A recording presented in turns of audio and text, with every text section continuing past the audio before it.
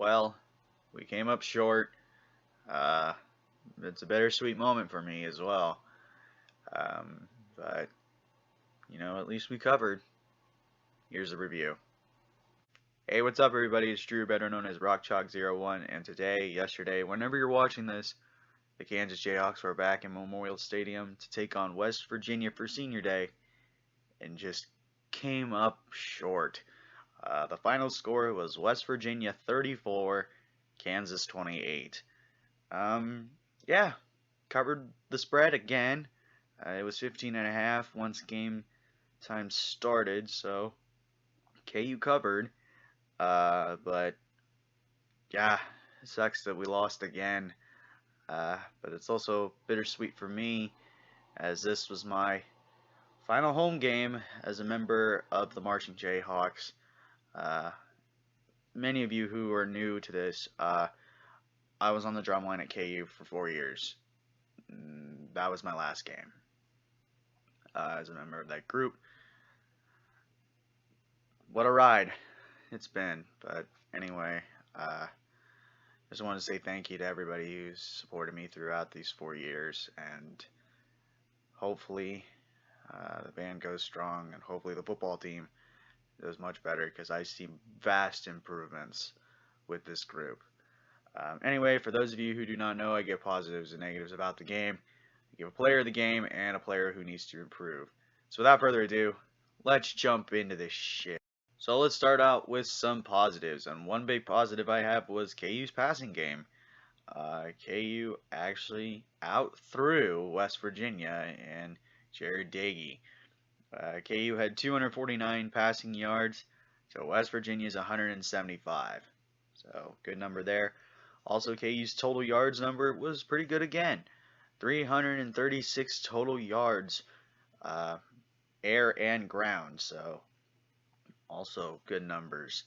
Actually, it was very close. Yards per play, 6.1 for West Virginia to 5.7. So on average, KU got 5 yards per play. So good numbers there. Let's see. Had less penalties than West Virginia, just by 1. KU only had 4. West Virginia had 5. Both teams had 2 turnovers, but one of them that KU had turned into a pick 6. So those are good numbers there. Negatives in this game, the run game. KU could not run the ball. West Virginia could. West Virginia had 261 rushing yards to Kansas's 87. And also of that 261, West Virginia outgained KU by 100 with 436 total yards. KU had less first downs than West Virginia, 23 to 15. KU could not convert on third down, going 4 of 12, and neither fourth, going 1 for 4.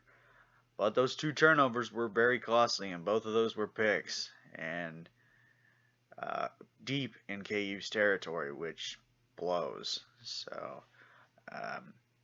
but despite that, KU only lost by 6. So, but time of possession was another big factor, as West Virginia had the ball for 32 minutes and 28 seconds, and KU had it only for 26 minutes and 37 seconds. So, should have held onto the ball a little bit longer, but anyway, so those are my positives and negatives. My player of the game is actually going to go to someone on the defensive side of the ball, and I believe that's the first time I've ever done it. So that player is going to be Gavin Potter. 6 tackles, 4 of them were assisted, a couple tackles for loss, and an interception that he took to the crib. Yeah, I believe it was from like 30 yards out, but there were points in this season where I was like, where has he been? And sure enough, he showed out in the final outing of the season. And yeah, although on his interception, I'm surprised that he did not get a celebration penalty, because I don't know, guy can't dance, but he did like the rolly thing from like years ago. He did that, but guess it's not a penalty. So anyway, Gavin is my player of the game. Player who needs to improve, I'm going to give it to Stephen McBride. Only 3 catches for 3 yards. Yeah, 1 yard per catch. And again, they always threw it out to him in the flat, and he didn't get much yardage going for him. But yeah, Steven just needs to get more yards, and I don't know how that's going to happen with the season being over, but just more yards after catch. So, but also other players of the game that I could have picked. Let's see. I could have gave it to Luke Grimm, for example. 4 catches for 105 yards. I also could have gave it to Jared Casey. 4 catches, 67 yards, and a touchdown. Also could have gave it to Jalen Daniels, but there is one factor that was different, and that was that he went 22 of 32 for 249, a touchdown, and 2 picks. And those 2 picks were the first of the season for him. So, yeah, it sucks. Or, wait, I don't think it was his first 2. Well, if I'm wrong, I'm wrong. If I'm not, oh well.